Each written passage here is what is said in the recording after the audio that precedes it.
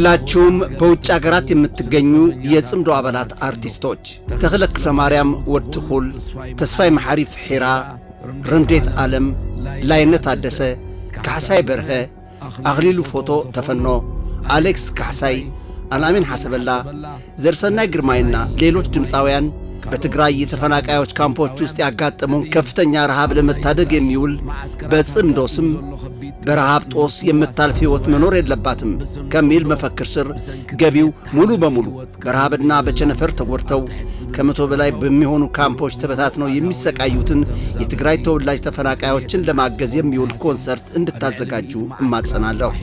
በዚያ እኛ ልንደርስበት በምንችል የትግራይ አካባቢ የሚገኘው ህብረተሰብ ሁሉም ወደ የቀየው ተመልሶ በፍቅርና ስምምነት አርሶ አጭዶና ምርቱን ሰብስቦ እየኖረ ነው። በእነዚያ እኛ ልንደርስባቸው በማንችል አካባቢዎች ግን ከፍተኛ ድርቅና ሌሎች መጥፎ ነገሮች ሲፈጸሙ እየተመለከትን ነው። ይህ ጠላት ሆን ብሎ እየፈጸመው የሚገኝ የስውር ጦርነት አዋጅ ነው። መመከቱ ደግሞ የሁላችን ኃላፊነት ነው። ይህ ሥራ የጽምዶ አባል ሁሉ በየፊናው የረሃብ ሰለባ ሆነው የሚገኙ የትግራይ ተወላጅ ተፈናቃዮችን ለመርዳት እንዲካሄድ ጥሪ እያቀረብንለት ያለውን ኮንሰርት እውን ለማድረግ ባለመታከት እንድትሰሩ እማጸናለሁ። እኛ በበኩላችን የምናደርገው ነገር ይኖራል። የማትደገመውን ሕይወት እናድን።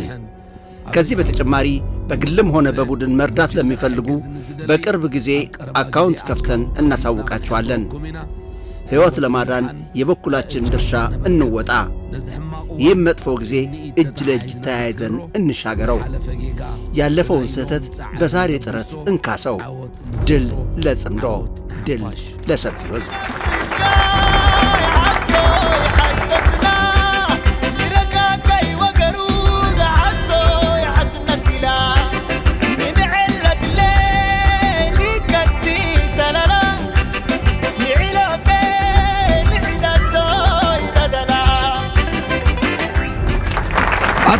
እንዴት ሰነበታችሁ? ተነፋፍቀን ሰነበትን አይደል? የጽምዶ ጉዳይ ሆነና በረሃ ለበረሃ እየተንከራተትን ስለሆነ እኮ ነው። በየቦታው ስንዳክር ሰንብተን የያዝነውን ሸክፈን ብቅ ብለናል። ልጆች ከፊት ይቀመጡ፣ ቡና ይፈላ፣ ቤተሰብ ይሰብሰብ። ወጋለን የቤተሰብ ወግ ወዳጄ። ለመግቢያ እንዲሆነን አንዲት ልጅ በእንዲህ አይነት መልኩ ስትነግድ ከቆየቻችሁ ሁሉንም በጅምላ ግዙላት። ሴቶች እናቶቻችንና እህቶቻችን ደግሞ ለጽምዶ ክብር በአስመራ ገዛኸኝሻ የምትገኝ እንዲህ ከመሰለች ቆንጅዬ የውበት ሳሎን በመሄድ ጸጉራችሁን ተሰሩ። አንዳንድ ጊዜ የምናደርጋቸው ነገሮች ያላቸውን አስተዋጽኦ ወይንም የሚያሳድሩትን ተጽዕኖ ላይገባን ይችላል። በወጣት ልጆቻችን ላይ የሚያሳድረው ተጽዕኖና በከተማችን የሚፈጥረው ውበት ግን በዋጋ የሚተመን አይደለም። መጀመሪያ ላይ ታክሲዎች የወይራ ቅጠል እንዲያንጠለጥሉ ስንጋብዛቸው አንዳንድ ሰዎች አስፈላጊነቱ አይታያቸውም ነበር። ዛሬ ላይ ሆነን ስንመለከተው ግን ወይራ የሌላት ታክሲ ውበት የጎደላት የሆነች ያልሆና ትታያለች። ባንዲራ የሌላት መኪናም የለችም ማለት ይቻላል። እንዲህ በማድረግ መኪኖቻችንን አስውበን ገጽታ እንፍጠር። ትርጉም አለው ለማለት ፈልጌ ነው። ስለዚህ ጨብጨባ ለዚህ አብነታዊ ሁልጊዜ መኪናውንና ከተማውን ማዕረግ ለሚያላብሰው ወጣት ወድ ብሄዱ። ይህችን ስዕል ላዘጋጀ ደግሞ ካለበት ቦታ ቡና ጋብዙልኝ። የኤርትራና የትግራይ ህዝቦች ጽምዶ አሁን ከደረሰበት ደረጃ ደርሶ ስታየው ትንሽ ወደ ኋላ መለስ በማለት እንዴት ተጀመረ፣ ማን ጀመረው፣ መቼ ተጀመረ የሚሉ ጥያቄዎችን ማቅረብ የሚያስፈልግበት ጊዜ ይመጣል። በጽምዶ ጉዞ ላይ በጣም ብዙ ሰው አስተዋጽኦ ስላደረገ ደግሞ እከሌ እንዲያደረገ እከሌ እንዲጨመረ ማለት ምናልባት በዚህ ጊዜ ላያስፈልግ ይችል ይሆናል። ስለዚህ የያቅማችንን አበርክተን እንኳን ከዚህ አደረስነው በማለት ብቻ ነው የሚታለፈው። አሁን ስለ አንድ እንግዳችን አጫውታችኋለሁ። ይህ የኤርትራና የትግራይ ህዝቦች ጽምዶ ምስረታ ላይ የአንበሳውን ድርሻ የሚይዝ ነው። ይህ ሰው በአሜሪካ የሚኖር የጽምዶ አባል ሲሆን የጽምዶ ጉዞ ሚስጥሮችን በማቀብ የግንኙነት መስመራችንን የሚያስተባብር ነው። ትዳሩንና ስራውን በመሰዋት ሌት ተቀን ሁለንተናውን ለጽምዶ በመስጠት ለኤርትራና ትግራይ የጽምዶ አባላት የእርስ በርስ መረጃዎችን የሚያስተላልፍ በቆራጥነቱ የሚታወቅ ጀግና ነው። በረሃ ውስጥ የግንኙነት መስመሮች እየተቋረጡብን ስንቸገር በነበርንባቸው ጊዜያት የደም ስር በመሆን መስመሮችን ሲፈጥር የነበረ ድምፃችንን ወደሚመለከታቸው እያስተላለፈ ደህንነታችንና የጽምዶን ደህንነት ያረጋገጠ የጽምዶ ኦፕሬሽን አንድ ሴል ሲሆን ወሳኝና የማይረሳ ሚና የተጫወተ ወጣት ነው። በትግራይ ተወላጆች ዘንድ በወድ መምህር፣ በኤርትራውያን በኩል ደግሞ ተወርዋሪ በሚል ስያሜ ነው የሚታወቀው። ለሥራ ጉብኝት ወደ አስመራ የሚመጣ መሆኑን በነገረን ጊዜ ጽምዶን መድረስ ከሚገባው ደረጃ ለማድረስ ወሳኝ ግዙፍ ሥራ በማበርከቱ ለሱ የሚመጥን አቀባበል ለማድረግ አስፈላጊውን ዝግጅት አድርገን ስናበቃ እኛ ማክሰኞ እየጠበቅነው አንድ ቀን አስቀድሞ ሰኞ ዕለት ከአስመራ መሃል በሲኔማ ሮማ ማኪያቶውን እየጠጣ ነው ስልክ የደወለልን። መቼስ ተወርዋሪ መያዣ የሌለው ጢስ መሆኑን የጽምዶ የስለላ አባላት የሚመሰክሩለት ነው። ስለዚህ ምንም እንኳን እንደፈለግነው በታላቅ ስነ ስርዓት ፎቶውን እያየን እንድንቀበለው እድል ባይሰጠንም ሁላችንን ደስ እንዲለን ለጽምዶ ታጋይ ጓድ ተወርዋሪ ደማቅ ጭብጨባ። የተከበራችሁ የኤርትራና የትግራይ ህዝቦች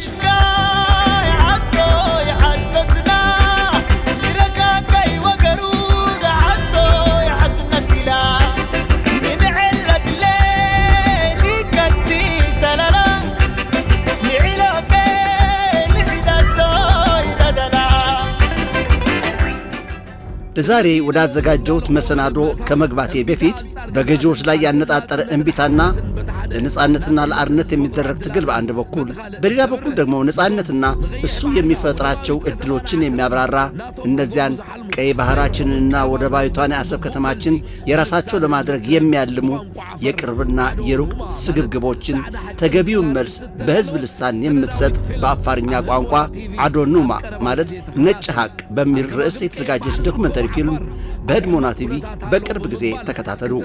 በቀይ ባህር ዳርቻዎች የሚገኙ አፋሮች በመጥፎ ሁኔታ ላይ ይገኛሉ በማለት ሊሰራ የሚፈለገውን ፖለቲካ ጉዞአችን የፈለገውን ያህል ቢጠነክር ከአቋማችን ንቅንቅ አንልም። ጊዜያዊ የኢኮኖሚ ችግሮቻችን ርስታችንን አሳልፈን የሚያሰጡ አይደሉም። ጾማችንን ብናድርም መሬታችንና ባህራችንን የምንሸጥ አይደለንም። እዚያው በሩቁ አደብ ግዙ ሲሉ የሚዳመጡበት ዶኩሜንታሪ ፊልም هوكا تأفنا تبتنا نصبر إننا وليه أفرت دورين فردينتا عصب ليه مريهيمي بد ليه مريهيمي ليه مرسريونو عصب ذنيمي يعني ما يا أباك أبويا كني هنا كان أبويا هنا الساماتنك يابتن السماع ويات سين حروب تحلين السابتي ممكن السامة نكتب لين تاكي لكن نسامة نهتاي نسامة نبارو مروبا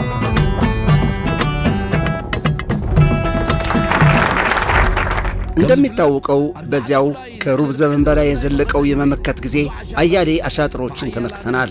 በአያላንና በአካባቢያችን ተልዕኳቸውን ለማስፈጸም የሚሰሩ ስርዓቶች የተለያዩ ጠባብና ከፋፋይ አስተሳሰቦችን ለማስረጽ የአንድ ብሔር የበላይነት እንዳለ በማስመሰል በተቀሩት ብሔሮቻችን ስም የሚንቀሳቀሱ ቡድኖች ሲያቋቁሙና በጸረ ሕዝብና አገር ጎራ ሲያሰማሩ ታይተዋል።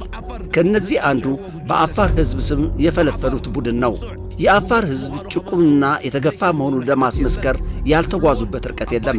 እነሱ የሚሉትና መሬት ላይ ያለው ሐቅ የሰማይና መሬት ያህል ልዩነት ስላለው ግን እንደ ሁሉም ሴራዎች ጉም ጨብጦ ነው የቀረው። ባለፉት 2 ዓመታት ደግሞ ባህር የሚል የብልጽግና ፓርቲ ጥያቄ እንደተነሳ ያ የአንድ ብሔር ጥያቄ ማለት የአፋር ሕዝብ ጥያቄ ሆኖ እንዲወጣና ኤርትራውያን አፋሮች ደግሞ ጥያቄውን እንደግፉ በማለት ከ20 ዓመታት በፊት የተባለውና በተለያዩ መድረኮች የቀረበው ግን ደግሞ ፋይዳ ያልተገኘባቸው ክሶች ዳግም እንዲቀርቡና ኤርትራውያን አፋሮች ከሻዕቢያ በተቃራኒ እንዲቆሙና ከሻዕቢያ ጋር ያቆራርጡልናል ያሏቸውን ሁሉንም አይነት ሙከራዎች ከማካሄድ አልቦዘኑም። የከሰረ ነጋዴ የድሮ ፋይሎቹን ያገላብጣል እንደሚባለው እነዚህም ከዚሁ ጋር ተመሳሳይ ነው። ይህ ተሞክሮ ውጤት ያላስገኘ የከሸፈ ስልት ሻዕቢያን ከህዝብ ለመነጠል ድሮ በኢሚሬት ድርሃም፣ በአሜሪካ ዶላር፣ በአውሮፓ ዩሮ ተሞክሯል፣ ግን አልሰራም። ምክንያቱ ህዝባዊ ግንባር በህዝብ መሰረት ላይ የተገነባ ህዝባዊ ስለሆነ። ኤርትራውያን አፋር ደግሞ ያንኑ ገና ሳይጀመር የነቁበትን ሴራ ለማጨናገፍ ሁሉንም አይነት አማራጮችን በመጠቀም በማክሸፉ ላይ እያካሄዱት ያሉት ተሳትፎ አኒሃይ ማለት አበጃችሁ የሚያስብል ነውና ጉሕሎ ቢሶ ብለን ወደ አፋር ክልል ዜናዎች እንሻገር። ይህ ስሙንም ሰምተነው የማናውቀው በአዲስ አበባ የተቋቋመ የሕዝባዊና ሰብአዊ መብቶች ኮሚሽን ከአፍንጫው ስር እየተፈጸመ ያለውን የሕፃጽ ግፍ ላይ ከማተኮር ይልቅ በኤርትራ የባህር ዳርቻዎች በአፋር ሕዝብ ላይ እየተፈጸመ ነው ላለው የተፈበረከ ግፍ ኤርትራን ማብራሪያ መጠየቁ ይህ ኮሚሽን በብልጽግና ስርዓት የሚዘወር ከተቋቋመበት ዓላማ ውጭ በመስራት ላይ የሚገኝ መሆኑን ጋድ ያደርገዋል። ዋና መስሪያ ቤቱን አዲስ አበባ ያደረገ ድንቄም የአፍሪካ ሕዝባዊና ሰብአዊ መብቶች ኮሚሽን ይህ ስሙንም ሰምተነው የማናውቅ ተቋም ሕፃጽን ያክል የስደተኞች ካምፕ ከዓይንና ከጆሮ እንዲሰወር በማድረግ የትግራይን ሕዝብ እልቂት እውን እያደረገ ያለው የአብይ አህመድ ስርዓት ተግባራትን አጥቶት ይሆን? በሉዓላዊቷ ሀገር ኤርትራ የባህሩ ጠባቂ ለሆነው የአፋር ሕዝብ ድምፅ ሊሆኑለት ማሰባቸው ደግሞ ፌዝ ነው። የአፍሪካ አንድነት ድርጅት ሰብአዊ መብቶች የሚለው ስብስብ በኦሮሞ ብልጽግና ስብከቶች እንደሚዘወር በማየት የአፋር ሕዝብ እየተጨቆነ እንዳልሆነ ማረጋገጫ የሚሆን የኤርትራ መንግስት በ60 ቀኖች ውስጥ መልስ መስጠት አለበት ሲል ተደምጧል። ተሰሚዑ አሳ ኩሲኒክ ናብህ عسبة فالتن عفر الساماتن شن عداد مادتن كنادجه ممكن نقعد عداد بولا تبليني لكن بيرة عداد ننو بيرة كا أبارو عداد هنكرو بيتهم بيرة نبارو سينما متاحة إلا تبعناها سينما نكدوا كتارا منتون كادو توهنا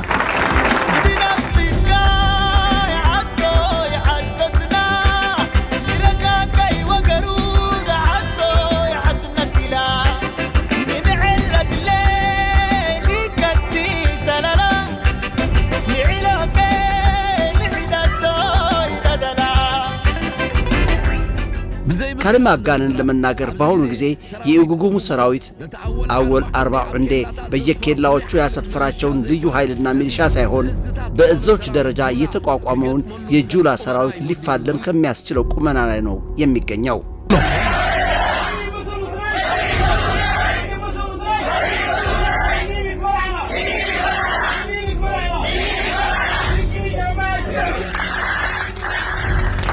ይህን የተገነዘቡ የጸጥታና የፖሊስ ኃላፊዎች በፌስቡክ ገጾቻቸው ሲለጥፏቸው የሰነበቱ ጽሑፎች ያደረባቸውን ፍርሃት የሚያመላክቱ ናቸው። ወደ አፋር ክልል ወቅታዊ ሁኔታ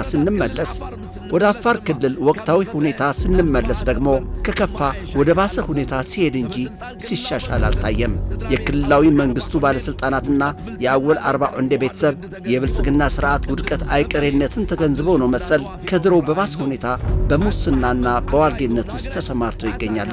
አስ መሐመድ፣ አርካይቶላ አግረ፣ አሳ ካቢሪ፣ ሙስጣፋ የአወል 40 እንደ ልጅ የሚገኙባቸው በዱባይ ቱርክና ታይላንድ ሲያካሂዱት የሰነበቱት ከጽምዶ የስለላ አይን ይተሰውር አይደለም። በአገር ውስጥ ደግሞ የተለያዩ ቤቶችና ድርጅቶች በመግዛት ላይ ናቸው። አብዱ ሙሳ የሰመራ ሎጊያ ከንቲባ በ140 ሚሊዮን ብር፣ አሳ መሐመድ 125 ሚሊዮን ብር፣ ሐሰን አሊሳ ደግሞ በ25 ሚሊዮን ብር አዲስ አበባ ውስጥ የገዟቸው ቤቶችን ማየት ይቻላል።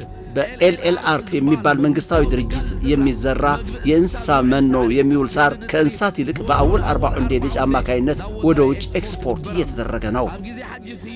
በሐጂ ስዩም አወል ጊዜ ከተሰራ ስታዲየም የቀረ 7000 ቶን ብረታ ብረት ማንና የት እንደሸጠው ከአይን የተሰወረ አይደለም። የአፋር ክልል እንግዳውስ አወል 40 እንዴና ቤተሰቡ እንዲሁም በአወል 40 እንዴ ዙሪያ የሚገኙ ባለስልጣናትና ባለጸጋዎች የጅብ መንጋ ስጋዋን እንደሚወጭቋት ያለጠለጠች ላም ሆናለች።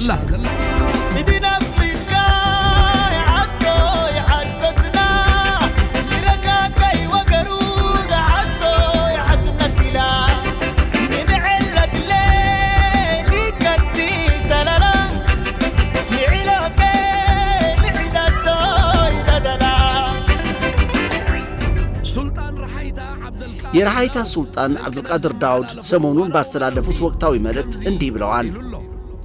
የራሃይታ ስልጣኔ ከአምስቱ የአፋር ስልጣኔዎች አንዱ ሲሆን በባህር ዳርቻዎችና በባብ ኤልመንደብ የባህር ወሽመጥ የሚገኝ በመሆኑ የላቀ ስምና ዝና ያለው እንደሆነ በመግለጽ አፋር በሚኖሩባቸው አገሮች በሕሉልታ የሚታወቁ ወኪሎች ያሉ መሆናቸውን እስካሁን በኤርትራ በጅቡቲና በኢትዮጵያ በተለያዩ ባህላዊ መሰናዶዎች ሱልጣኑን በመወከል ለመሳተፍ የተመደቡ 36 ሕሉልታ ወይም አምባሳደሮች እንዳሉ ካስረዱ በኋላ ኢትዮጵያ ውስጥ ግን ከዚሁ ግልጽና የታወቀ ሥራ ውጭ በተለያዩ የፖለቲካ ገበታዎች ከራሒታ ስልጣኔ እንደተወከሉ በማስመሰል በዚህ ስልጣኔ ስም ፖለቲካ ሲሰራበትና ሲነገድበት እየታየ ነው። እስካሁን በተካሄዱትና ወደፊት በሚካሄዱት መድረኮች የራሒታ ስልጣኔ ውክልና እንደሌለው እየገለጹ በተጨማሪም አፋርን ከፊት በማሰለፍ የባህር ጥያቄ የአንድ ብሔር ጥያቄ እንደሆነ ለማስመሰል የሚካሄድ ፖለቲካዊ ሴራ የአፋር ሕዝብ እንዲነቃበት ጥሪዬን አቀርባለሁ በማለት ጥሪያቸውን አስተላልፈዋል። የራሒታ ሱልጣን አብዱልቃድር ዳውድ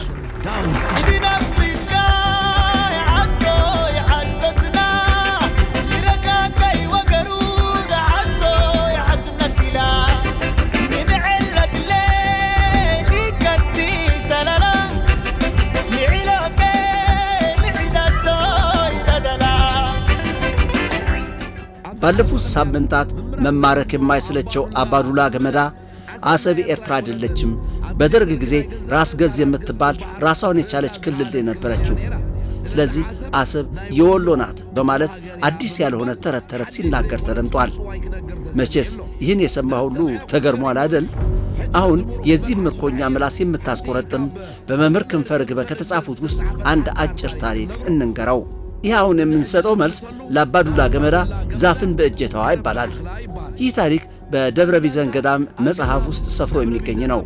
ይህን ታሪክ ያመጡልኝ በሀገር ቀልድ የለም ከሚሉ ኤርትራውያን ወጣቶች መርጌታ ስምዖን ናቸው። አሁን አባዱላ ገመዳን ጆሮ ግንዱን ደግፋችሁ ያዙልኝ። በቀጥታ ከመጽሐፉ የተወሰደ አንድ ገጽ አነብለታለሁ። አንድ ወቅት ላይ አቡነ ማርቆስ ለቤተ ክርስቲያን ምረቃ ወደ አሰብ ያመራሉ። የአሰብ ወደብን ወደ ኢትዮጵያ ለመቀላቀል በአፄ ኃይለ ሥላሴ የተነደፈ አሰብ ከኤርትራ ሀገረ ስብከት ጋር እያለች ከዚያ ተለይታ ከወሎ ሀገረ ስብከት ጋር እንድትመደብ በወሎ ሀገረ ስብከት ጳጳስ መርሃ ግብር ወጣ። በቤተ ክርስቲያን ምረቃ ምክንያት ይፋዊ በዓል ተደርጎ የመንግሥት ባለሥልጣናትና ሊቃነ ጳጳሳት በአሰብ ተሰብስበው ነበር። ብፁዕ አቡነ ማርቆስ አሰብ በሀገረ ስብከታቸው ስር እያለች በወሎ ሀገረ ስብከት ጳጳስ መርሃ ግብር ወጥቶ በተመለከቱ ጊዜ በድፍረት አሰብ የወሎ ሀገረ ስብከት አይደለችም በማለት ጉባኤውን በመቃወም ወደ አስመራ ለመመለስ ጉዞ ጀመሩ። ከዚህ በኋላ ይህን መርሃ ግብር በመቃወም ብፁዕ አቡነ ማርቆስ ወደ አስመራ እየተመለሱ ነው ብለው አፄ ኃይለ ሥላሴ ነገሯቸው። አፄ ኃይለ ሥላሴ ደግሞ ፈጥናችሁ መልሷቸው፣ መርሃ ግብሩን በሳቸው ይመራ ብለው ትእዛዝ ካስተላለፉ በኋላ አቡነ ማርቆስን ከጉዞአቸው መለሷቸው። ከዚያ በኋላ አቡነ ማርቆስ ራሳቸው በመሩት መርሃ ግብር አሰብ ኤርትራ እንጂ የወሎ አይደለችም በማለት ተጠንሶ የነበረውን ሴራ አከሸፉት። ታስቦ የነበረው መርሃ ግብር አሰብን አስቀድመን በመንፈሳዊ አስተዳደር ቀላቅለናት ከቆየን እንቁላል ቀስ በቀስ በእግሯ ትሄዳለች እንደሚባለው በስጋዊ አስተዳደር ደግሞ ቀስ በቀስ ለመቀላቀሏ ነው የነበረው። ሆኖም ብፁዕ አቡነ ማርቆስ አገራቸውን አሳልፈው አልሰጡም። ድምፅ በሌለው የጦር መሳሪያ ተዋግተዋል። በዚህም የኤርትራ ሀገረ ስብከት እንዳይቆረስ የታገሉ ሀገራቸውን የሚያከብሩ የአገር ፍቅር የነበራቸው ጳጳስ ተብሎ እንዲዘከሩ ያደርጋቸዋል። ጭብጨባ ለጀግናው አቡነ ማርቆስ። ይህችን ታሪክ ለአባዱላ ገመዳ ጋብዙልኝ። ወደ ሌላ ስንሸጋገር የዚህ አካባቢ አሰላለፍና እሱን የሚመራውና አቅጣጫ የሚያስይዘውን ለማስረዳት የፖለቲካ ተንታኝ መሆን አያስፈልግም። ታዲያ ምን ከተባለ ወደ ኋላ መለስ ብለህ በአንድ ወር ውስጥ የተካሄዱትን የፕሬዝደንት ኢሳያስ ጉብኝቶችን እሱኑ ተከትለው የተከሰቱትን ሁኔታዎች መመልከቱ ብቻ በቂ ነው። ባላንድ አጥንቱ በግብፅ በሱዳንና በሳውዲ አረቢያ ተከታታይ ጉብኝት ሲያካሂዱ ጉብኝታቸውን ተከትለው አልቡርሃን መጀመሪያ ወደ ሳውዲ አረቢያ ቀጥሎ ደግሞ ወደ ግብፅ አመሩ። ፕሬዝደንት አልሲሲ ደግሞ በተመሳሳይ ከአልጋ ወራሽ ጋር ተገናኙ የሚሉ ዜናዎችን ነው የምታገኘው። እንግዳውስ ይህን አካባቢና ፖለቲካዊን እንደ ቀለበቶች እርስ በርስ በማጣመር የማይበጠስ ጠንካራ ሰንሰለት በመሰራት ላይ መሆኑና አቅጣጫ የሚያስይዘው ደግሞ ማን እንደሆነ ለማወቅ አያዳግትም። ይህን ካልኩ በኋላ ደግሞ በሁለት ፍጹም ያልሰማችኋቸው ትኩስ መረጃዎች ነው የምሰናበታችሁ። የጽምዶ እድገት ፍጹም መያዣ እንደሌለው የሚያሳይ በሱዳን አራቱም ፋኖዎች ጋምቤላና ቤንሻንጉልን ጨምሮ አፋር፣ ሶማሌና ትግራይ አንድ የጽምዶ ስብሰባ ማካሄዳቸውን ብነግራቸውስ?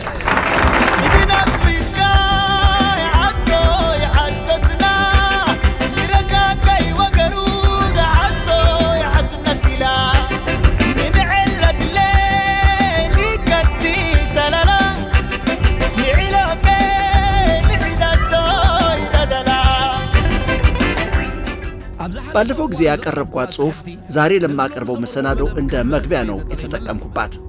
ሆኖም ግን ዓላማውን ባለመረዳት አንዳንድ ሰዎች ቅሬታቸውን ገልጸው ነበር። በኤርትራውያን በኩል መለማመጥ የመሰላቸው ሲኖሩ፣ በትግራይ በኩል ሽሽት የመሰላቸው አልታጡም። አጣምሬ ሳስበው ግን ሁለቱም ስህተት የላቸውም። በቀረበው ጽሑፍ እስኪ ማረጋገጫህን አቅርብ፣ ምን መዳኛና ማቀለያ አለ ነው የሚባለው እንጂ እጅህን አጣምረህ የሚሰጡን ስያሜዎች ዋጣቸው አይባልም። እኔና ቻዎችን የሚነካ ክስም አይደለም እኮ፣ ለቀጣዩ ትውልድ ነው። ለቀጣዩ ትውልድ ደግሞ ክስ ትተን አንሄድም። እውነታው እንዲህ ነው። አሁን ከትግራይ ሕዝብ ጋር ፍጹም ወደሆነ ሰላምና ትብብር እየሄድን ነው። እደግምላችኋለሁ፣ ጽምዶ ወደ መንግስታት ተሻግሮ በግልጽ ትብብር ሊጀመር ነው።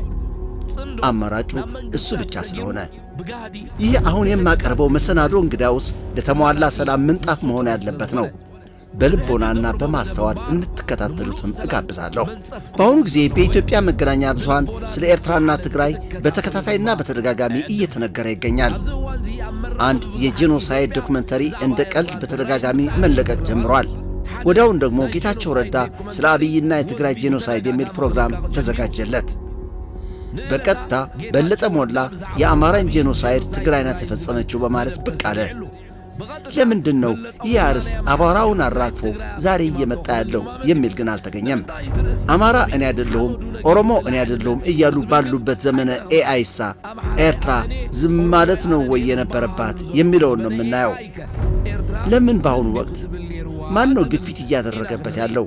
ለምን ዓላማ የሚሉ ጥያቄዎች ሁላችን ኤርትራውያን፣ የትግራይ ተወላጆች እንዲሁም ኢትዮጵያውያን ልናስብበትና ረጅም ትንታኔ ሳንሰጥ እነዚህ ጥያቄዎች በአንድ ቃል መልስ ልንሰጥበት እንችላለን።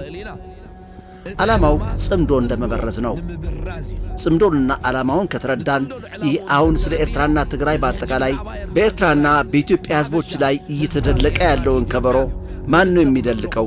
በማን ግፊት ነው? ለምንስ አሁንና ለምን ዓላማ እንደሆነ ሊጠፋን አይችልም። ጠላታችን የሚለውና የሚያደርገው በዓላማ ስለሆነ እሱን የምንመክትበት አግባብ የታወቀ ነው። ይህንን ለጊዜው በጎና ቆይተን ወደ እነዚያ በየዋህነት የጠላትን አጀንዳ በማስተናገድ ላይ ወዳሉት የትግራይ ተወላጆች ኤርትራውያንና ኢትዮጵያውያን እናተኩር። ጽምዶ ቃል ብቻ አይደለም። ጽምዶ መፈክር አይደለም። ጽምዶ ንቃት ነው። ጽምዶ ከመንግስታት ባሻገር ከወታደራዊ የጦር መሳሪያዎችን ባሻገር ከፖለቲካዊ ኃይሎች ባሻገር የሚሄድ የህዝብ ኃይል ያለ መሆኑን የሚያስታውስ እንቅስቃሴ ነው። የሚስቁ የሚያነቡና የሚያልሙ ሰላም የሚገባቸው አባቶችና እናቶች፣ ወጣቶችና ሕፃናት ያሉ መሆናቸውን የሚያስታውስ እንቅስቃሴ ነው። ስለ እነዚህ ህዝቦችና ስለ ራሳችን ስንል ነው እንግዳውስ ጽምዶን ልንቀጥልበት የሚገባን። ምክንያቱም በዚህ ቀጠና ጦርነት እንዳይኖር የሚያግደው ኃይል የህዝቦች ጽምዶ ብቻ ነውና።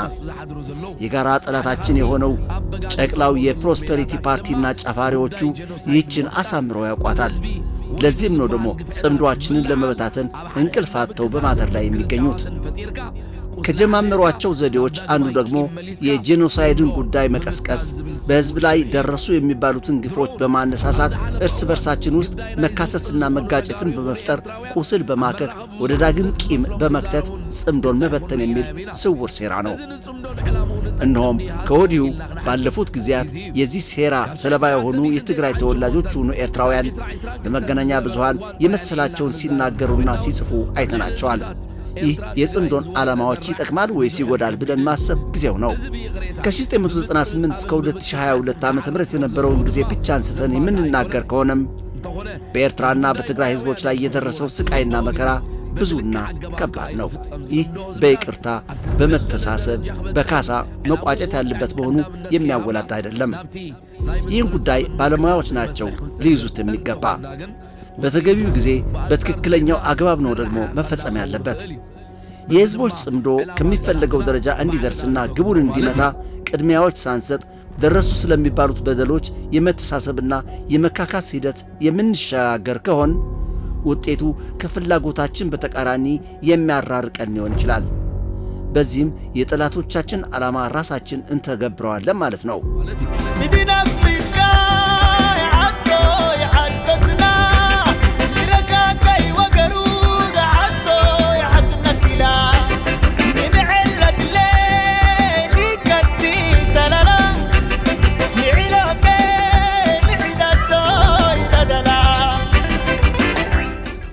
ላይ በቂ ባትሆንም ትንሽ አብነት እንድትሆነን ግን አረና የሚባል የትግራይ ስብስብ የዛላምበሳና የአድዋ አካባቢዎችን ጽምዶ ፍጹም የሚያገናኝ በሌለው መንገድ ከህፃጹ የረሃብ አጋጣሚ ጋር ለማገናኘት ሲንጠራራ ማየትና ቲቢኤስ በተባለ ቴሌቪዥን ቆርሾን ሲቀሰቅስ መመልከት ጋር አብነት ነው።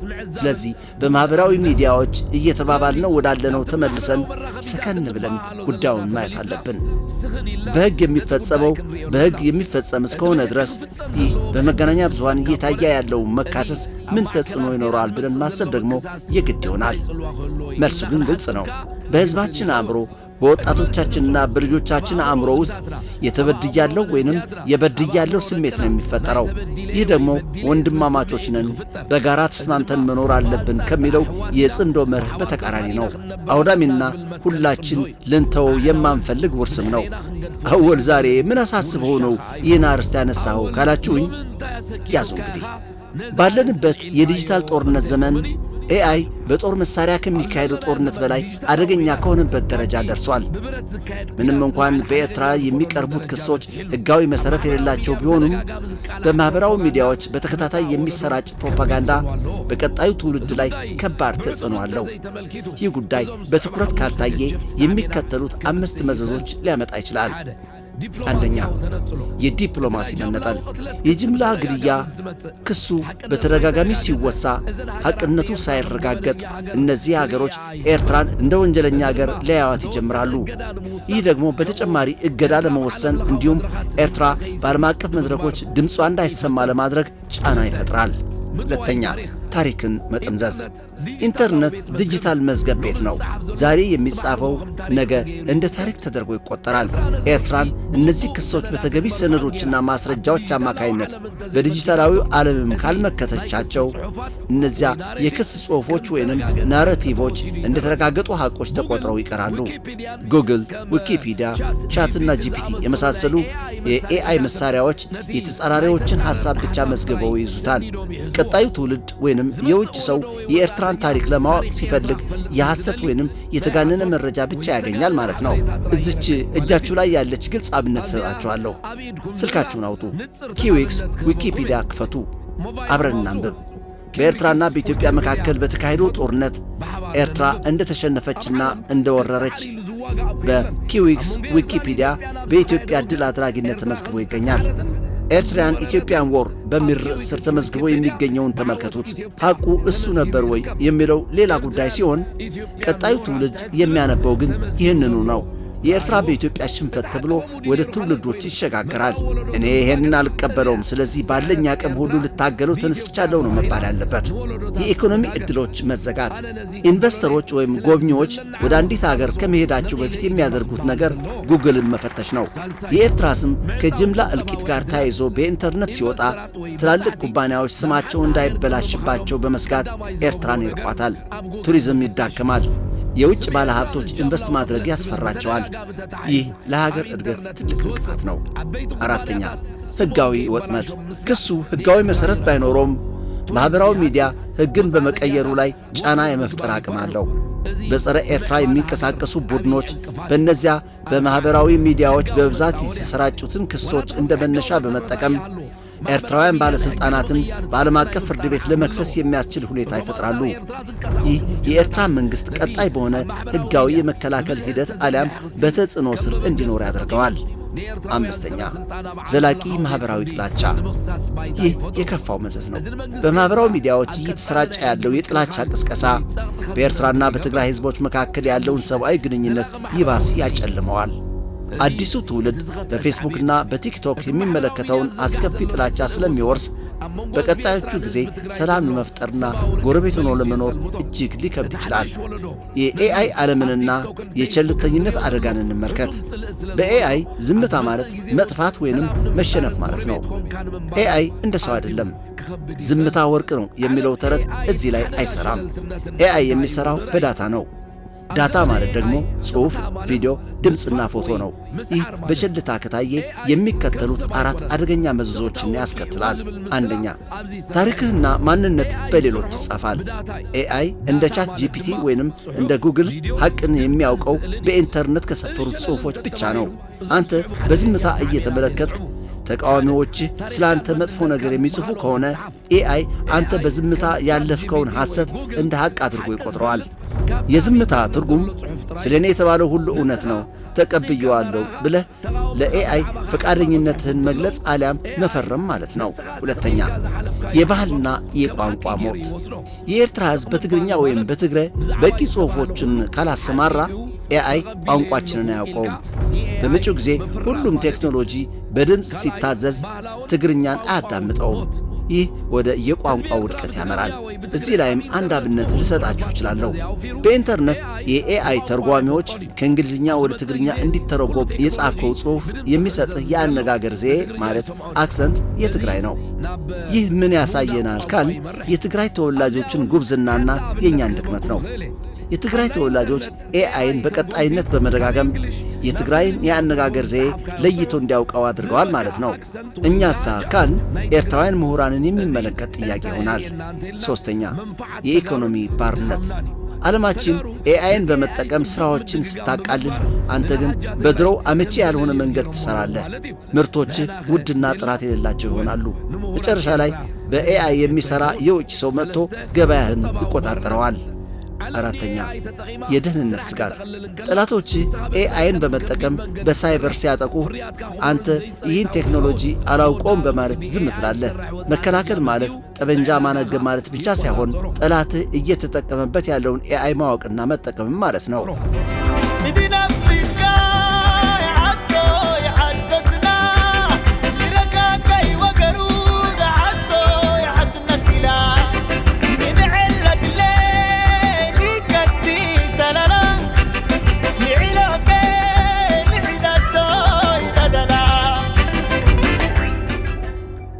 የክሱ ፖለቲካዊና ኢኮኖሚያዊ ዓላማ ምን እንደሚመስል ደግሞ እንመልከት። በዓለም አቀፍ ፖለቲካዊ ስትራቴጂና በዓለም አቀፍ ግንኙነት ስንመለከተው እነዚህ የፕሮስፐሪቲ ፓርቲ ስውር ክሶች የቃላት ጦርነት አይደሉም። ይህ ክስ የሚከተሉት 5 ፖለቲካዊና ኢኮኖሚያዊ ጥቅሞችን ለማግኘት ያለመ ነው። አንደኛ የኢኮኖሚ ካሳ ለማግኘት። ጦርነት ኢትዮጵያን ስላወደማት ዳግመ ግንባታ ለማካሄድ በቢሊዮኖች የሚቆጠር ዶላር ያስፈልጋታል። ኤርትራን በጅምላ ግድያና በውድመት ተጠያቂ ማድረግ ከተቻለ በመጪው ጊዜ በዓለም አቀፍ ፍርድ ቤት አሊያም በምዕራባውያን ጫና ኤርትራ ካሳ እንድትከፍል ለማድረግ ያለመ ስትራቴጂ ነው። ሁለተኛ ኤርትራ ስጋቱን እንዳትቀጥል። ኤርትራ በወታደራዊ ኃይል ጠንካራ መሆን ለኢትዮጵያ ስጋት ነው። ኤርትራን በጅምላ ወንጀሎች ከከሰስካት ዓለም፣ የተባበሩት መንግስታት ድርጅት፣ አሜሪካና የአውሮፓ ህብረት በኤርትራ ላይ ማዕቀብ እንዲያደርጉ ግፊት ይፈጥራል። ኤርትራ በማዕቀብ ስትዳከም ደግሞ ወታደራዊ አቅሟ ይቀንሳል። ሶስተኛ የኤርትራ መሪዎች ለማጥቃት ክሱን ወደ የዓለም የወንጀለኞች ፍርድ ቤት በማድረስ የኤርትራ መሪዎች የዲፕሎማሲ ተቀባይነት እንዲያጡና በዓለማችን ክፍል እንቅስቃሴ እንዳያደርጉ ለመከልከል የሚካሄድ የፖለቲካ ጨዋታ ነው። አራተኛ የውስጥ ፖለቲካዊ አንድነት። የትግራይ ህዝብ በጦርነት ብዙ መከራዎችን አይቷል። ህዝብ ማን ነው ተጠያቂ ብሎ እንዳይጠይቅ ሁሉንም ችግሮች ወደ ኤርትራ ማላከክ ያስፈልጋል። እዚህ ላይም አንዲት አብነት አለችኝ። በ2021 የትግራይ ጦርነት መቼስ ጻድቃንና ጌታቸው ከአብይ ጋር ይገናኙ እንደነበር ደርሳችሁበታል። በዚያ በነ ማይክል ሃመር ይጠነሰስ የነበረው ጄኖሳይድ የሚል ስያሜ የተሰጠው ሴራ ወደ ኤርትራ እናላክባት። ምክንያቱም ከዚህ ጦርነት በኋላ ትግራይ የኢትዮጵያ አካል ስለሆነች ክሱ ድረሳችን እንዳይሆን የሚል ነበረበት። የዚህ ተጨባጭ ማስረጃ አለኝ፣ እንደ አስፈላጊነቱ አቀርብላችኋለሁ። ይህ የኢትዮጵያ ህዝብ ከመሪዎች ጎን እንዲሰለፍና ኤርትራን የዘላለም ጠላት አድርጎ እንዲመለከት ያደርጋል። አምስተኛ ምዕራባውያን ጣልቃ እንዲገቡ ማድረግ። በዓለም አቀፍ ህግ አርቱፒ ሬስፖንሲቢሊቲ ቱ ፕሮቴክት የሚባል መርህ አለ። የጅምላ ግድያ እየተፈጸመ ነው ተብሎ ከታመነ ታላላቅ አገሮች ጣልቃ የመግባት ግዴታ አለባቸው። ይህ ኤርትራን በጫና ለመያዝ የሚረዳ የዲፕሎማሲ መሳሪያ ነው። የዚህ አብነት ደግሞ አሁን የአፋር ህዝብ እየጠፋ ነው በማለት ሊጠቀሙበት እየሞከሩ ያሉት ማለት ነው። እንደ አጋጣሚ ጦርነት ቢለኮስ እንደ ዩኤን ለመሳሰሉ አስከሬን የሚከፍኑ ወገኖች አመቺ ሁኔታን ፈጥሮ ለመቆየት ማለት ነው። መፍትሄውንና ስትራቴጂውን ደግሞ እንመልከት። ኤርትራ ይህን ግዙፍ የዲጂታል ማዕበል በዝምታ ልትመለከተው አትችልም። በአንደኛው ክፍለ ዘመን ሐቅን የያዘ ሳይሆን ሐቅን በላቀ ትርክት ዓለምን ያሳመነ ነው የሚሳካለት። ቤተር ስቶሪ ቴለር እንደሚባለው ማለት ነው። ስለዚህ ከተለመደው የመመከት ሂደት በመውጣት ወደ ዘመናዊና የተደራጀ የማጥቃት እርምጃ መሸጋገር አለባት። አንደኛ፣ ከስሜት ወደ ዳታ። አብዛኛውን ጊዜ በማህበራዊ ሚዲያ የሚሰጥ ግብረ መልስ በስሜት ወይም በስድብ ነው። ይህ ዓለምን አያሳምንም። ከሱ ይልቅ በማስረጃ የተደገፈ ማረጋገጫ መፍጠር ያስፈልጋል። የኢትዮጵያ መሪዎች እየሰጧቸው ያሉትን ቃለ መጠይቆች የእንግሊዝኛ ትርጉም በማድረግ ማሰራጨት፣ ኤርትራ የወሰደቻቸውን ሰብአዊ እርምጃዎች የሚገልጹ ሰነዶችን ማቅረብ አስፈላጊ ነው። ሁለተኛ፣ የዲጂታል ሰራዊት ማደራጀት፣ እንደዚሁ የጽምዶ አባላት ማለት ነው። የኤርትራ ጠላቶች ሳይበር አርሚ የሚባሉ በድርጅት የሚንቀሳቀሱ ሰዎች አሉት። ኤርትራውያን ግን ተበታትነው ነው የሚከላከሉት። ስለዚህ መንግሥት ወይንም ሲቪክ ማኅበሮች ጎበዝ የሆኑትን ተጽዕኖ ፈጣሪ ሰዎች ስልጠናና መረጃ ሊሰጧቸው ይገባል። በተጨማሪም አንዲት መሪ ቃል ሃሽታግ ለአብነት ጽምዶ ሃሽታግ በመምረጥ በአንድ ቀንና ሰዓት በሚሊዮኖች የሚቆጠሩ ጽሑፎችን በመለጠፍ ትሬንዲንግ በማድረግ ድምፅህን ማሰማት ያስፈልጋል። ሦስተኛ፣ ኤአይን እንደ መሳሪያ መጠቀም። አልጎሪዝም ኦፕቲማይዜሽን። ዊኪፒዲያ የዓለም ማጣቀሻ ነው። ኤርትራውያን ምሁራን ወደ ዊኪፒዲያ በመግባት የተጠመዘዘውን ታሪክ በማስረጃ ማስተካከል አለባቸው። እንዲሁም በጉግል የኤርትራን አቋም የሚያንጸባርቁ ጽሑፎች ከፊት እንዲመጡ በብዛት ብሎጎችን መጻፍ ያስፈልጋል። አራተኛ፣ ለስላሳ ኃይል ማለትም ሶፍት ፓወር። የኤርትራን መልካም ገጽታ ማጉላት። አልፈጸምኩም በማለት ብቻ መከላከል እንደ ወንጀለኛ ያስመስልሃል። ስለዚህ የጦርነቱን ወሬ በሌላ ጥሩ ወሬ መደምሰስ ያስፈልጋል። የኤርትራ ቱሪዝም፣ የአስመራ ቅርሶች፣ ባህል፣ ስፖርት እንዲሁም የኤርትራን ሰላማዊ ኑሮ የሚያሳዩ ቪዲዮዎች በብዛት ማሰራጨት የሀገርን ገጽታ ይገነባል። ኤርትራ ድል እንድታደርግ ከተፈለገ ከመልሰ ተግባር ይልቅ ወደ ተነሳሽነት፣ ታሪክን ወደ ራስ መጀመርና ወደ ተነሳሽነት ማምራት አለባት። በዘመነ ኤአይ ያልተጻፈ ታሪክ የሌለ ታሪክ ነው። ስለዚህ ድሉ በእነዚያ በተደራጀና በእንግሊዝኛ በሚታገሉ ወጣቶች ላይ ነው ያለው። ስለዚህ ሁልህም ኤርትራዊ ወደ ማህበራዊ መገናኛዎች ዝመት ነው መልእክቴ። ስለዚህ የኤአይ ዓለም እንዲህ ከሆነና ስለ ቀጣይ ትውልዶች ካሰብን፣ ገና ስላልተወለዱት የኤርትራና የትግራይ ሕፃናት ካሰብን ምን አይነት ታሪክ ነው የምናወርሳቸው? የመካሰስ ታሪክ፣ ስለ በደሎችና ስለ ማለቂያ የሌላቸው የብቀላ ታሪክ ነው ወይንስ ስለ መከባበር ታሪክ፣ ስለ አንድነትና ስለ እርቅ ታሪክ?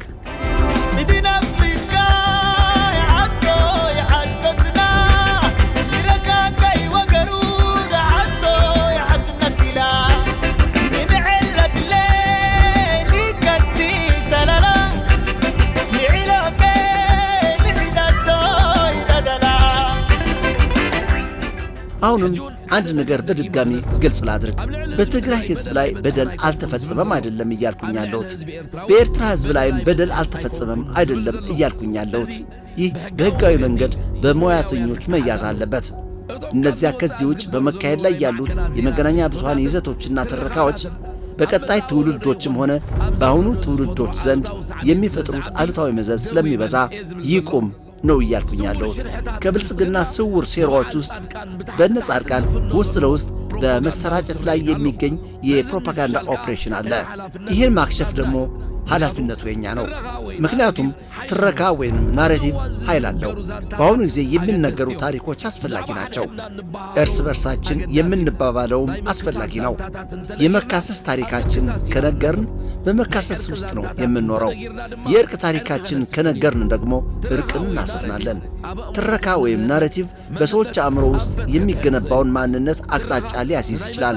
ትረካ የመጪው ጊዜ ዕጣ ፈንታችንንም አቅጣጫ ሊያስይዘው ይችላል። ትረካዎቻችን ወደ መልካም መጻኢ እንዲወስዱን በማድረግ እንድንገነባቸው እንግዳውስ የወጣቶች ኃላፊነት ነው። ለዚህም ነው ደግሞ የጽምዶ ትረካ አስፈላጊ የሚሆነው። ምክንያቱም ጽምዶ የኛ ብቻ አይደለም። ጽምዶ ከአሁን በኋላ የሚመጡ ትውልዶች ጉዳይም ነውና ልጆቻችን ጦርነት ሳይሆን ሰላምን የሚወርሱ መሆናቸውን የሚያረጋግጥ መንገድ ነው የጽምዶ መንገድ። የህዝቦች መንገድ አሁን እየቀጠለ ባለበት መልካም መንገድ እየተራመደ በኤርትራ ሰራዊት ላይ እየዘነቡ ያሉትን አሉታዊ መግለጫዎች እንዴት መያዝ እንዳለብን የማሰብ ግዴታ አለብን። ምናልባት እዚህ ላይ መጠቀስ ያለበት ነገር እኔ ሰራዊቴን እንዲህ አይነት ፈጸመ ወይም አልፈጸመም ለማለት አይደለም እየፈለግኩ ያለሁት። በፕሮሶቼ ደጋግሜ እንደገለጽኩት ይህ በማስረጃዎች ተፈትሾ በሙያተኞችና በሕግ ነው መታየት ያለበት። ሆኖም እኛ ኤርትራውያን እንደ ኤርትራውያን መጠን የሰራዊታችንን መልካም ተግባር መግለጽ ግዴታችን ነው። ሁሉም ኤርትራዊ ደግሞ በያለበት መስክ በተለይ ደግሞ በዚሁ የዲጂታል ዓለም አስተዋጽኦውን ማበርከት ጊዜው የሚጠይቀው ሥራ ነው። በእኛ በኩል ለወደፊት ተመዝግቦ የቆየና ሰነድ የሚሆን የትግራይ ሕዝብ ምስክርነት አለን። በገባሁት ቃል መሠረት በጊዜው እናሰራጨዋለን። በዚሁ የዛሬ ቪዲዮ የምናሳያቸው ሰዎች ለጊዜው ፊታቸውን እንሸፍነዋለን። ምክንያቱም ትግራይ ውስጥ ገና ያልጸዱ የጨቅላው በሻሻና የአሽከሩ ጻድቃን መልእክተኞች አሉና የእነዚህ ምስክርነታቸውን የሰጡት የትግራይ ተወላጆች ደህንነትን ደግሞ ማቀብ ስላለብን። ሆኖም ለማንኛውም አገር ወዳድ ለሆኑ የትግራይ ተወላጆች የሰዎቹን ሙሉ ፊት ከናድራሻቸው የሚያሳይ ቪዲዮ በተገቢው ጊዜ ልናቀርበው እንደምንችል ላረጋግጥላችሁ እችላለሁ። በዋናነት ደግሞ አንድ በቅድ የያዝነውን መርሃ ግብር እንንገራችሁ። ከትግራይ ወደ ኤርትራ እንዲመጡ የጋበዝናቸው ሰዎች አሉ። እነዚህ ሰዎች ይዘዋቸው የሚሄዱ ሰነዶች ወይንም ቀርጸዋቸው የሚሄዱ ሰነዶች ይኖራሉ። ይህ አሁን የሚቀርበው ቪዲዮ ሁለት ክፍሎች ያሉት ነው።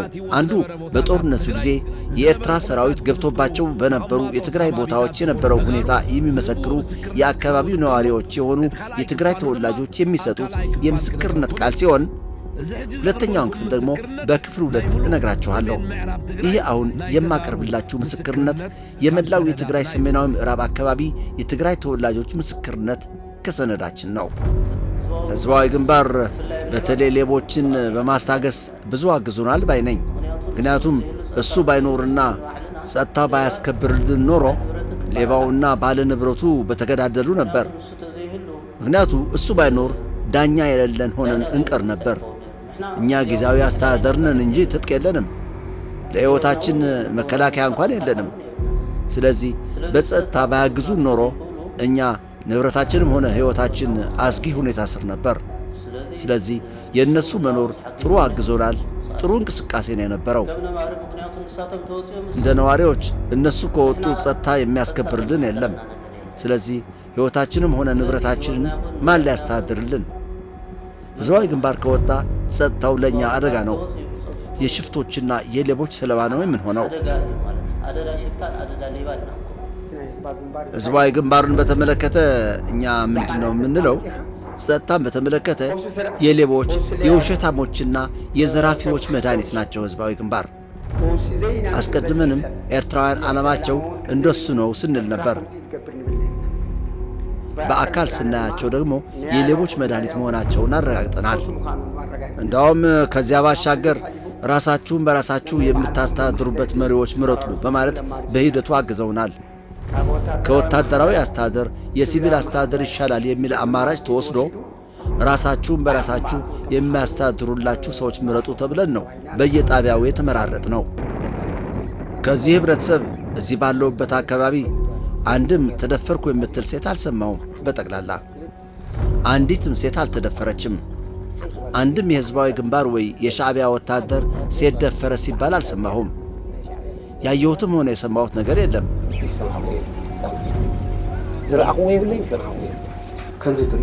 እንደምታየው ሸሽቶም እንዳልተገደለ ሕዝባዊ ግንባር ለይቶ ያገኘውን ሲቪሉን ሰው ምህረት እያደረገ አይዟቸው እያለ ወደ መንደሩ እንዲመለስ እያደረገ በጥሩ ሁኔታ ተንከባክቦታል እንጂ የነበረው ሁኔታና አዋጅ ለዜና እንዲያመቻቸው ሁሉም ሰው እንዲያልቅ ነበር፣ ዓለምን ለመበከል። ይህን ያህል ተገደሉ እንዲባል ነበር አስተሳሰባቸው። ይህ ግን ከሽፏል። ስለዚህ ሕዝቡ በጥሩ ተቀብሎት ወዲያውኑ ነው ወደ ከተማው የገባው። ገብቶም እንደምታየው ያጋጠመው መጥፎ ነገር የለም። ሌቦች ነበሩ። ሌቦችን እየተከላከለ የሰረቀውን እየያዘ እነዚህን ነገሮች እያስተካከለ ነው የቀጠለው። ያልሆነ ነገር አንናገር፣ ያልተባለውን አንበል። ፍጹም ያልታየና ያልተጨበጠ ነገር በአየር መናገር መጥፎ ነው። እንናገር ከተባለ እኮ ብዙ ነው ጆሮአችን እየሰማ ያለው። መናገር አንችልም እንጂ ብዙ ነገር ነው የምትሰማው። ፍጹም የሌለና ያልተደረገ ማለት ነው። እንዲህ አይነት አለ። እኔ በጣም ነው የማመሰግነው። ምክንያቱም በጸጥታ ሁኔታ፣ በንብረት አያያዝ የራሳችሁ ያልሆነ ገንዘብ አታንሱ፣ የሌላውን አትውሰዱ እያሉ በሚገባ ጸጥታ እያረጋገጡ ይህን አካባቢ መጠበቃቸው በጣም ነው የሚያስደንቀኝ። የኤርትራ ሰራዊት ጸጥታ ራሱ አስፍኖ በአስተዳደርም እንድንመራረጥ አድርጎናል። በጣቢያችን መስተዳድር አስመርጦልናል። ፖሊስ በከተማው ሌቦች ጋር ነው አሁንም እየታገለ የሚገኘው።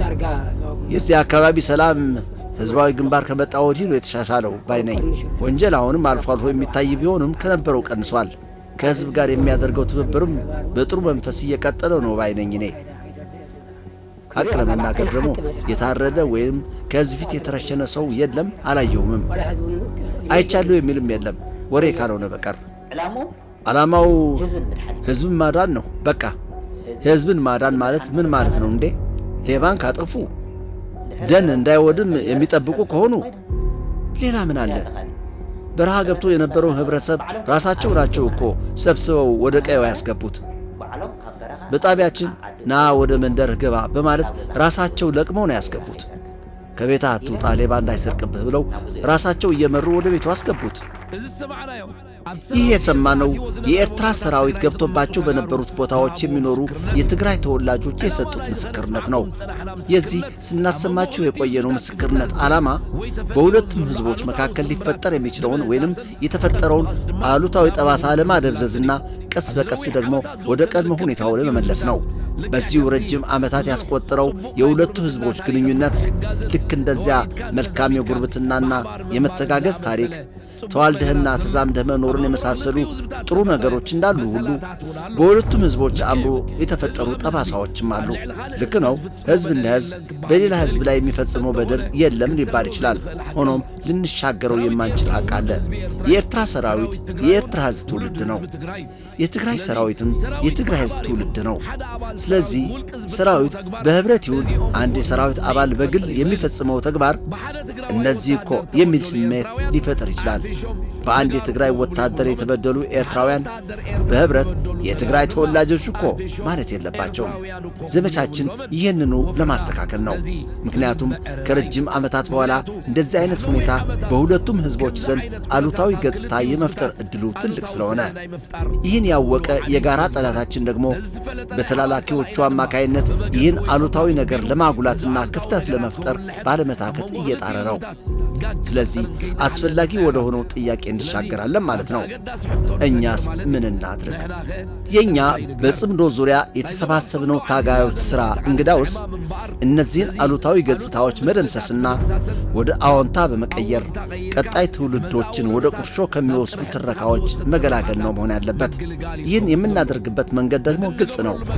ስለ የኤርትራና የትግራይ ሰራዊት መጥፎ ነገር መናገር አቁመን ወደ መልካም ተግባሮቻቸው ብቻ ማተኮር፣ ተፈጽመዋል የሚባሉ መጥፎ ተግባሮች ደግሞ በሚመለከታቸው ባለሙያዎችና ሕግ ባመቼ ጊዜ በመተሳሰብ በይቅርታና በካሳ ወይንም በሌላ ተገቢ መንገድ መቋጫ ማበጀት ያስፈልጋል።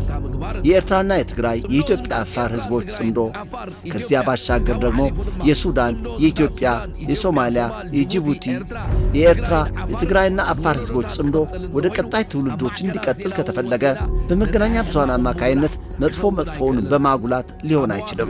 አበውም ብለውታል። እርቅን ከፈለጉ በመተው ጠብን ከፈለጉ ጠራርገው። ይችን አባባል ትንሽ አክል ላደርግባት ሞክራለሁ። በዚያው ባለሙያዎች በሚያካሂዱት የመተሳሰብ ወቅት ሁሉም ነገር በደቃቁ ተሳስበህ ማክተሚያ ቢደረግበት የበለጠ ነው። ምክንያቱም ለነገ የሚቀር ነገር እንዳይኖር። በማህበራዊ ሚዲያዎች የምናካሄደው እሰጥ አገባ ግን ወደ መልካም ተግባራት ብቻ ቢያተኩር ይበልጥ ስኬታማ እንደሚሆን አያጠራጥርም።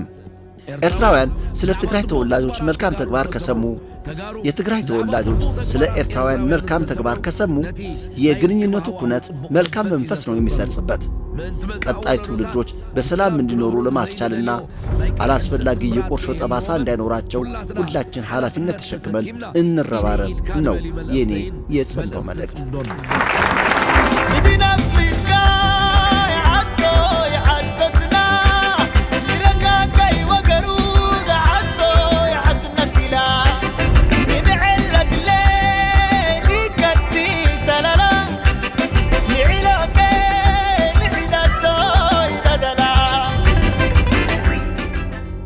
አንድ ወቅት ላይ የሀገሬ ፕሬዝዳንት ታጋይ ኢሳያስ አፈወርቂ በድርቅና በረሃብ ላይ በመንግስታትም ሆነ የሰብአዊ ተሟጋቾች ነን በሚሉ ድርጅቶች ዘንድ ያለው አያያዝ ጤናማ አይደለም ብለው ነበር።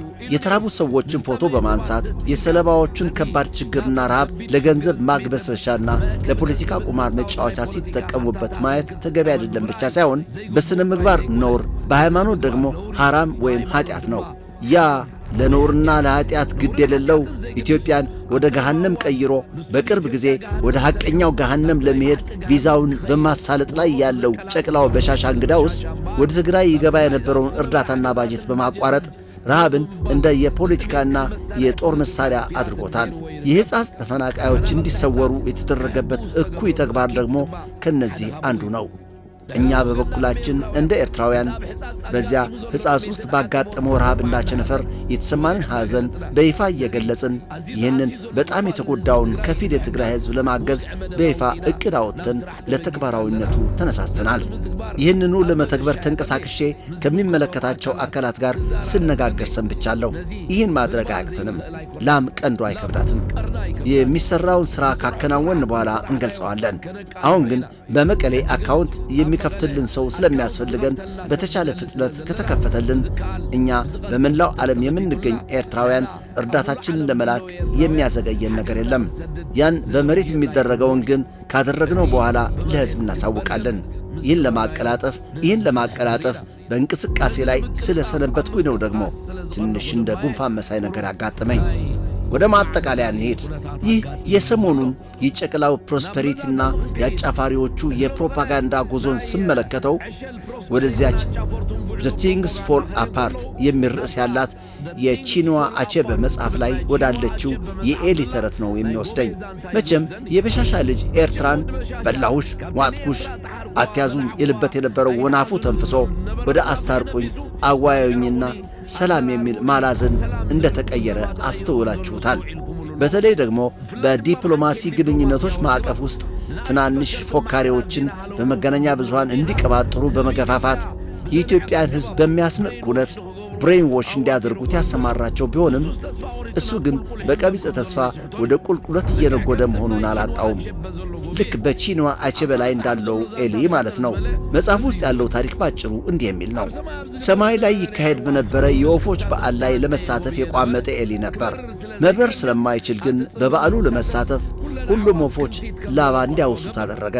በዚህም በተውሶ ላባ እየበረረ በመሄድ የበዓሉ ተሳታፊ ሆነ። ይህ ደህና ባልከፋ። ሆኖም ተንኮል አስቦ ሁሉም ወፎች አዲስ ስም እንዲኖራቸው በማድረግ ራሱንም ኦል ኦፍ ዩ ማለትም ሁላችሁም የሚል አዲስ ስም ወሰደ። እነዚያ በሰማይ ላይ ይካሄድ የነበረው በዓል አስተናጋጆች የምግብ ለሁላችሁም ነው በማለት ምግብ ካቀረቡ በኋላ ስሙ ሁላችሁም ስለሆነ ኤሊ ሆዬ የምግብ ለኔ ብቻ ነው በማለት በስግብግብነት እነዚያን ላባ ያዋሱትን ወፎች በመካድ ምግቡን ብቻውን ሰለቀጠው።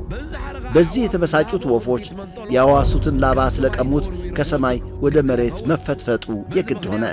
በዚህ ምክንያት የነበረው ጠንካራ ሽፋን ስለተሰባበረ ሐኪሞች የተሰባበሩን ሽፋን ቀጣጥለው አካላቱ ላይ አጣበቁለት። ስለዚህ ነው ደግሞ የኤሊ ሽፋን አሁን እንደምናየው የተቀጣጠለ የሆነው ይላል የቺንዋ አቼበ ታሪክ። የታሪኩ አስኳል ያልሆንከውን መምሰልና ዛቻ መጨረሻ ላይ ወደ ውድመት የሚያደርስ መሆኑን ነው። ይህን ታሪክ ከጨቅላው የበሻሻ ልጅ ጋር ልናያይዘው እንችላለን። የኢትዮጵያን ሕዝብ አታሎ የራሱ ያልሆነ ላባ የለበሰው የበሻሻ ልጅ እንግዳውስ በአንዳንድ ሰዎች ዘንድ ጦርነት ሊነሳ ይሆን የሚል ጥያቄ ማነሳሳቱ አልቀረም። በጥቂቱ የአቅልያ ማጣት እርምጃ ሊወስድ ይችላል።